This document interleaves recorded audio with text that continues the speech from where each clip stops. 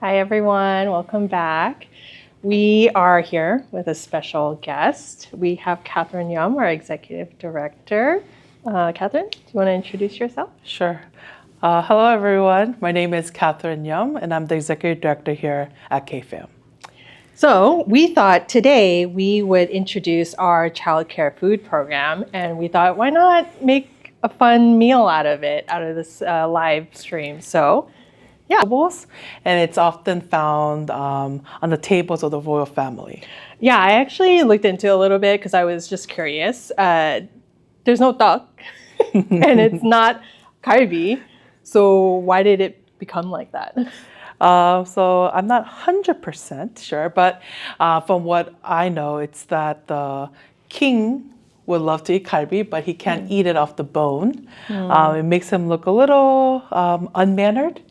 So they tried to figure out a way to make it easy, and they decided to chop up the meat and make it the size and the, I guess you could say, feel of a duck back then, and then you could eat it with chopsticks. Great. Okay, so let's get started. What are we starting with? So I like to start with the, I guess you could say like the yangnyeom. First, that's gonna go in. So This is going to go in with the meat? Yes. Right. So it's kind of like a marinade, I guess you could say, for the meat.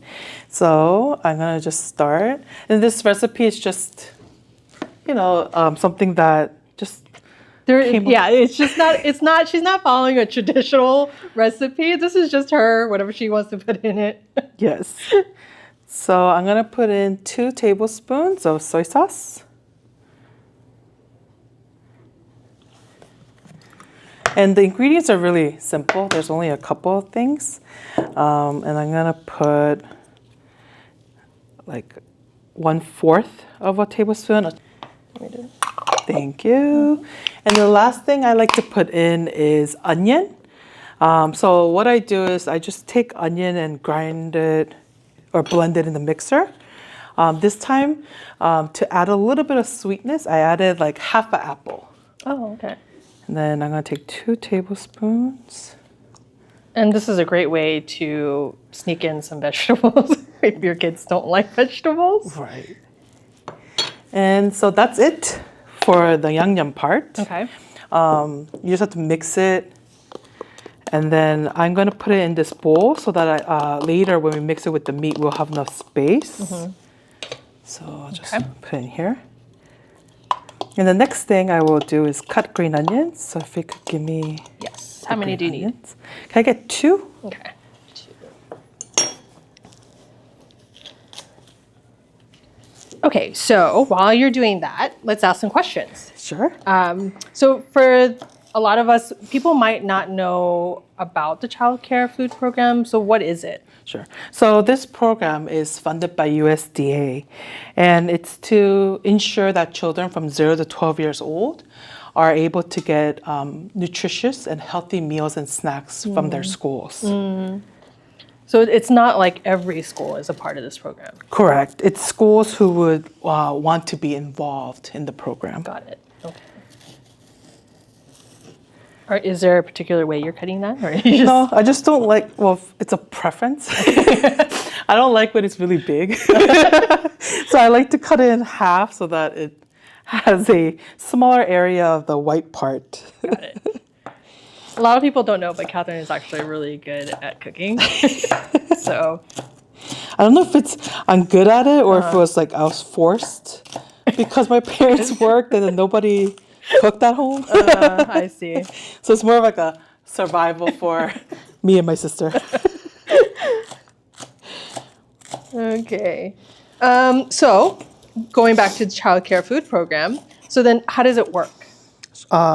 So with the program, our providers sign up, and when they do, they're reimbursed for serving nutritious and healthy meals and snacks to their children in their schools. Okay.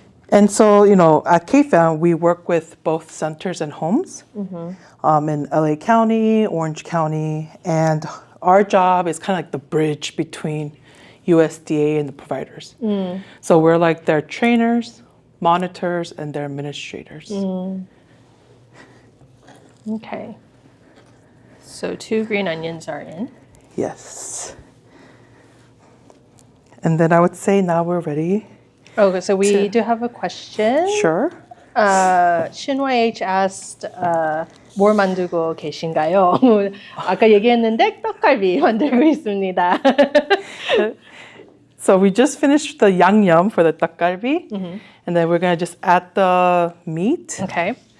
But before we do, I do like to just let things sit a little. Okay. Just because I would say it could be my thoughts, but I think food tastes better when they can all kind of like have that synergy with one another. Let them meld together? Yes. Okay. How long do you want them to meld? Like 30 seconds. Okay. Okay, then I'll ask another question. So you mentioned that we do work with centers and homes in LA and Orange County. Do you know about how many? So we do have about 120 homes and 35 centers. Oh, that's a lot. Yes. A lot to monitor, a lot to We have facilitate. about 3,000 children that we are helping to get access to healthy food and meals every day. Okay. So then another question would be, why is it important? Why is USDA, looking to fund all this? I think there's a couple of reasons. One of the biggest ones is to improve the access to food. So, this program have like healthy or sustainable fresh food for their children. Yeah, I'm sure everyone kind of feels it, but the cost of food has gone up so much. Yeah. Let's add Yeah. the meat. Okay, which one do you want first? I think maybe let's do the pork because it's closer. Okay. So we are using about a pound of ground pork. I'll show that here. Okay, just add it in. Yes. Okay. Okay. What else? And then let's add the beef. Okay. And then we have about 2 pounds of ground beef. Now that I'm thinking we might be a little short on yangnyeom. I know, but it doesn't seem like enough. But this is your recipe, so I'm not going to say. Well, while you add the meat, can you go ahead and mix it? Yeah. And I'll just have extra just in case. Okay. I always like to make extra when I'm cooking because you just never know. And because I don't have I don't have things written down where it's like a teaspoon of this or a tablespoon of this. So I always just like to have extra just in case. Yeah. That you might need it because the flavors are not there. So going back to CCFP.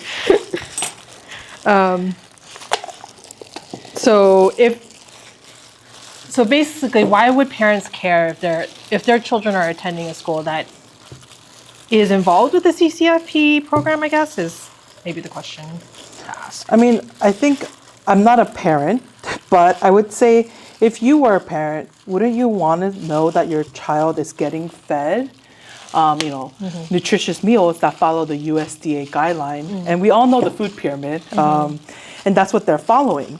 So it kind of gives you that ease that they're being able to eat healthy and nutritious food while they're in school. Okay. So what if your child went to a school and they fed them, like hot Cheetos and Coke, Right. like all the time. Right. I think it's. I'm sure the kid would love it. Right. The kid loves it. Yeah. But truthfully, as a developing child, it's Right. not really good for your health. Right. Yeah, I think the yangnyeom does seem a little low. So I just did the same thing, and then I just did it twice. Okay. So 신화H asks, 떡갈비 secret recipe 있으신가요? It's not a secret recipe. I think she just puts in whatever she wants and takes out whatever she doesn't want in there. So I don't know if you want to follow this recipe, but I'm Because I know some people really like the sweetness of meat. I don't like sweet meat, so I didn't put any olivadang or sugar. But instead, that's why I used the apple to bring in that sweetness, that natural flavor.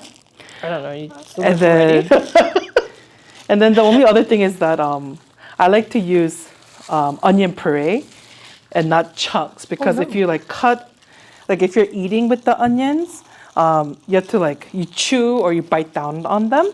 But if it's a puree, you can't really taste it, but the flavors are there. Oh no. How does that Yeah. look? I think it's good. I mean, I think this is the true Korean way of cooking. Oh, it looks like it needs more of this. So I think we should let it sit. Okay. And then we can make it into little patties. Okay, got it. All right. So then next, we're going to ask Katherine some questions about herself. A lot of people don't know this, but you actually started in CCFP. Yes. How long ago was that? It was about 15 years ago. It was my first job at KFAM. I came in as a part-time CCFP coordinator. And then I went to become a representative, and then I became the manager of CCFP.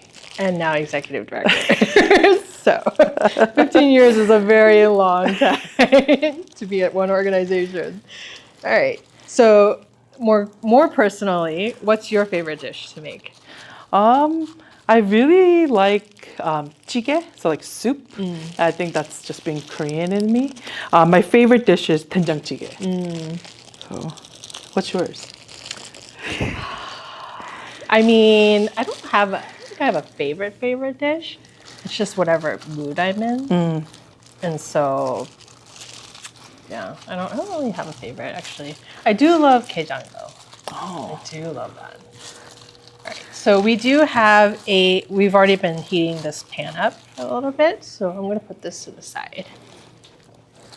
And then I think even the size to everyone kind of differs, of however big or however small. So for our purposes, for CCFP purposes, what would be the appropriate? So we're making this meal based on assuming that a 5-year-old child will be eating it. Yeah, so I would say it's 1.5 ounce. 1.5 ounce. Yeah, this might be a little too big. 1.5 ounce is usually like the palm. An adult palm? Adult palm. Okay. So, and then, you try your best to make it as circular as possible. Oh, you're doing much better than I am. So kind of like this. What about the thickness?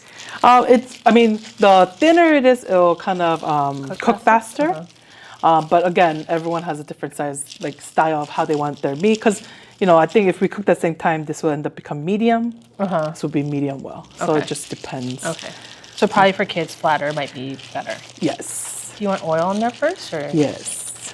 And my hands are dirty, so. Hold on. Okay. I got it. Let me reach over here. How much oil do you want? If you could just spray so that you can see that. Oh, it's a spray? Yeah. So that you can see kind of like this glistening. Oh, yeah.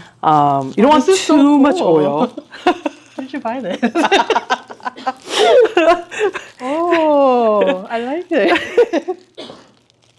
Then you could just. Okay. And then you could cook it for about like 10 minutes, but depending on, because I know some people like their meats medium or medium well. I think for most of our providers, they do everything just well done. No, yeah.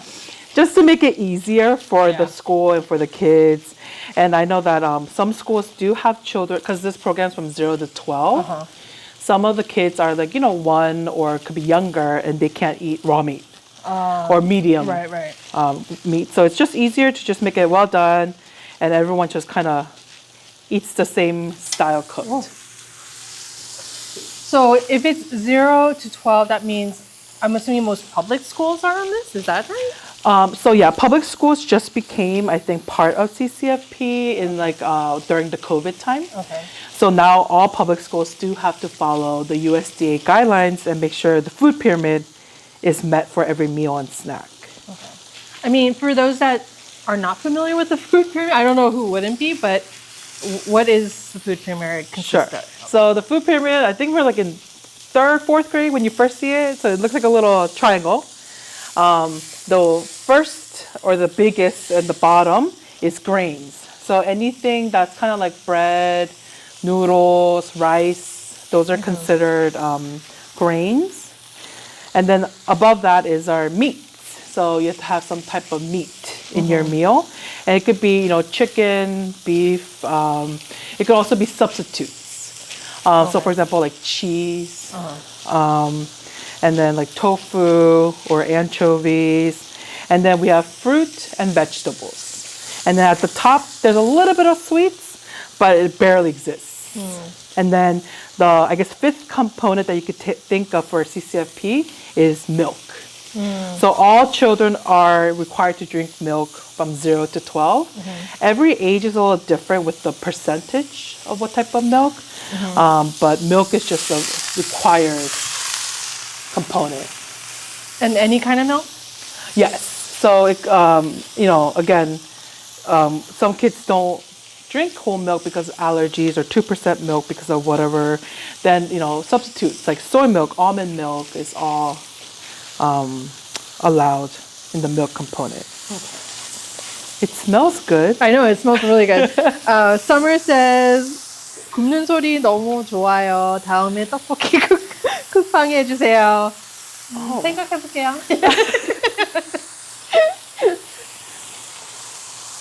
And I just flip. Then, this smells really good. Okay. Oh, it looks good. Actually, a lot of Koreans eat their meat well done. Yeah. I never understood that. I'm like, why? But yeah.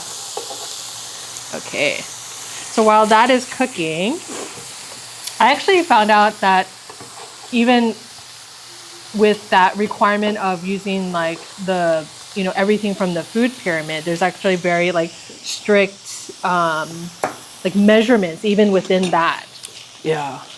So it depends on if it's like breakfast, lunch, or snacks. Lunch and dinner are kind of considered the same type of amount. But like, for example, like a lunch for grains, we have to do like half an ounce. Milk has to be 6 ounces.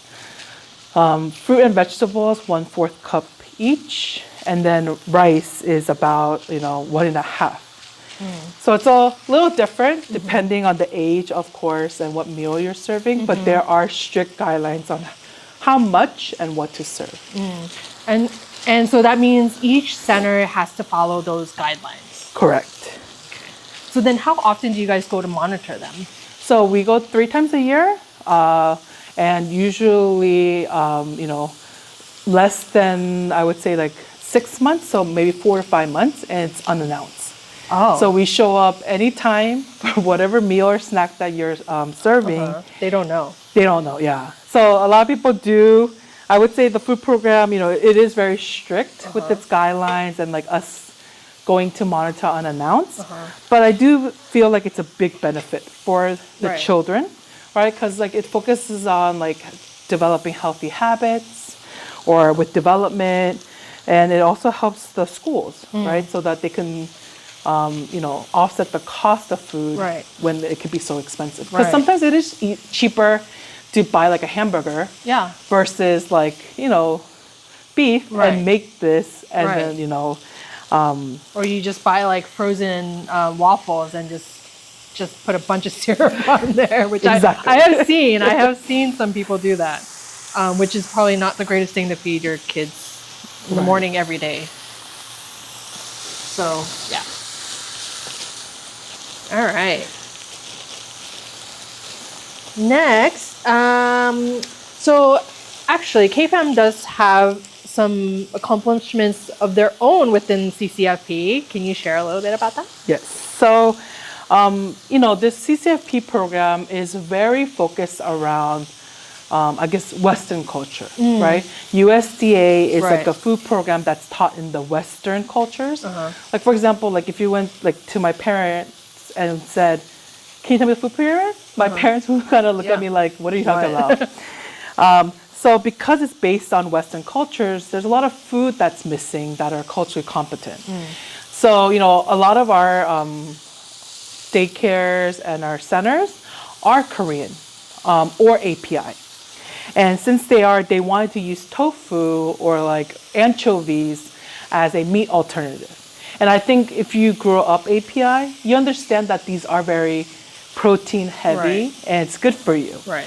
But it was a very foreign concept to USDA. So in 2012, a couple of us with KFAM, we advocated and got tofu and anchovy to become a guideline in the USDA handbook. So now those items would be okay to use under the CCFP program, Yes. and it would be considered Meat.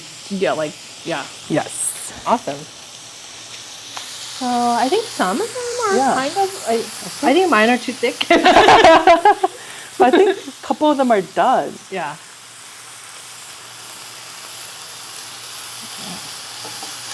Do you want one? Yeah.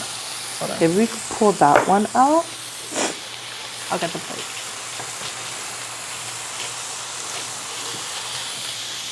Okay. Okay. So, do you want to lower that Yeah. temperature? Okay. So, we have here would this be, this would be considered a meal under the CCFP Center. Yes. Can you explain that? Yes. So again, for like lunch or dinner, we need to have 5 components. So we have our grains, our meat, vegetables, fruit, and milk.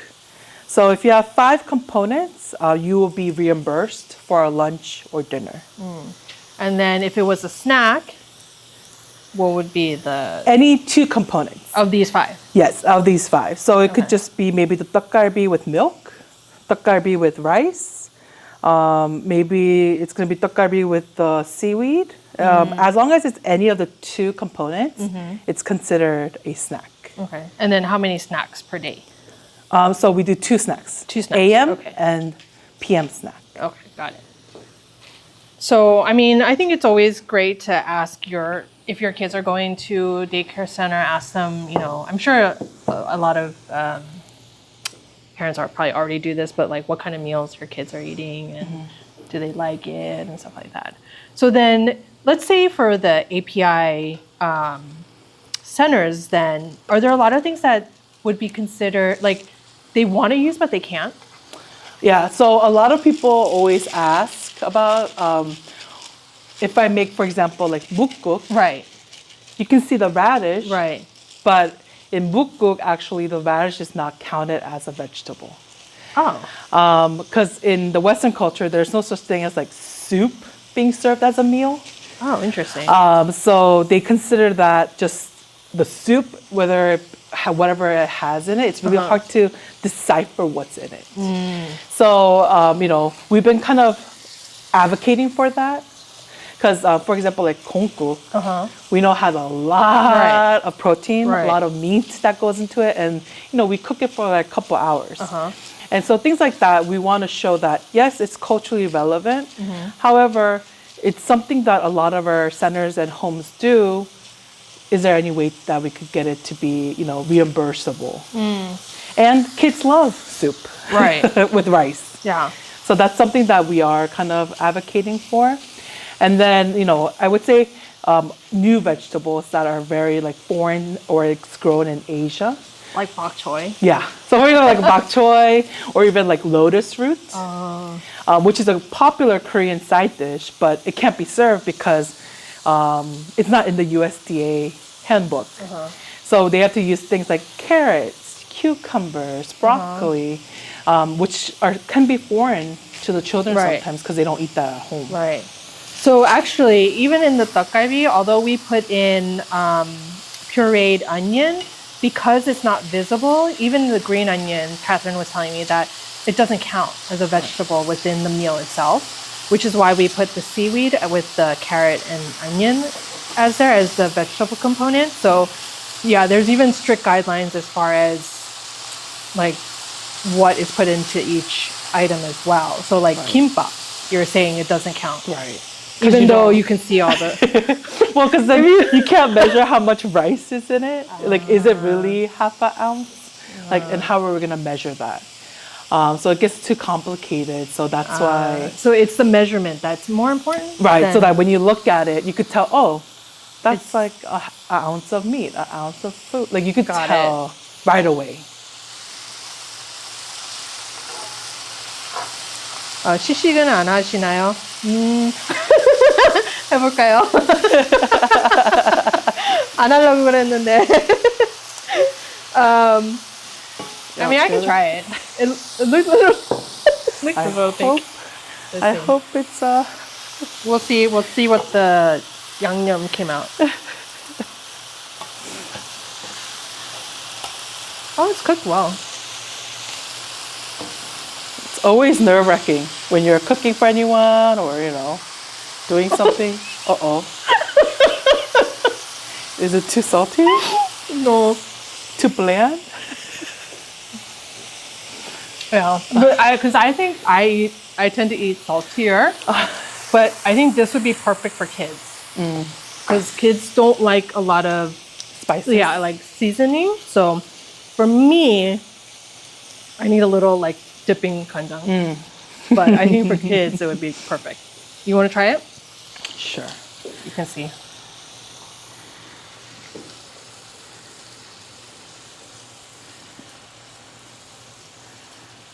Okay. And I'm having trouble because I only use chopsticks. Is it seasoned well? Oh, I could use a little bit more soy sauce, but Oh, okay, so it wasn't just me. Okay. Yeah. But I think again for kids, I think it would be good. yes. Okay, so that was our Ttokggalbi. But before we end it, there's a couple questions I wanted to ask. So other than the monitoring and reimbursement and stuff like that, are there other fun activities that we do for CCFP centers? Yeah, so we do a couple activities. So one of them is like financial literacy, where we teach the children of the value of money. And then we do another activity, which is like usually related to food. So we teach them to be more open about different type of vegetables, or introduce them to new type of cuisine that they've never ate or have tasted. Yeah, I think that's the hardest part, right? It's like trying to get kids to try new things. So we do try and do that. I don't know how well, but okay. And then the last question is, if you could magically improve one thing about food access in early childhood, what would it be? I mean, it seems very like simple, but I think it's really hard. Is that every child could have access to fresh and nutritious, culturally relevant meals every day. I think, because I do think food does do a number of things than just fill your stomach. So. Yeah. Okay, so that was our Ttokggalbi cooking. I hope you enjoyed it. So our next live stream will be Wednesday, August 27th. So we hope you'll join us again for that. And if you found this video helpful, useful, you liked it, you like our repertoire, please subscribe. It helps. But yeah, other than that, we'll say bye from K-Fam. Bye from K-Fam.